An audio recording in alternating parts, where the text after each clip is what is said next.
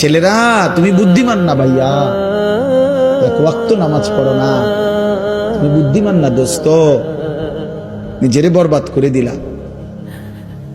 365 দিনের একটা বছরে কোনদিন ফজরের নামাজ কোনদিন পড়ো না।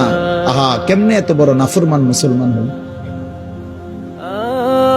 খোদার 20 বছর ধরে, 25 বছর ধরে, 10 বছর ধরে যে নারী কোনদিন পর্দা করে না, আহা, সে মুসলিম নারী হলো কিভাবে? সে মুসলমানের মেয়ে হলো কেন? যে মেয়ে পরের ছেলের সাথে, পরের পুরুষের সাথে অবৈধ সম্পর্ক করে, হারাম সম্পর্ক করে, ওই অসভ্য নির্লজ্জ বেহায়া নারী সে মুসলমানের মেয়ে হয় কেন?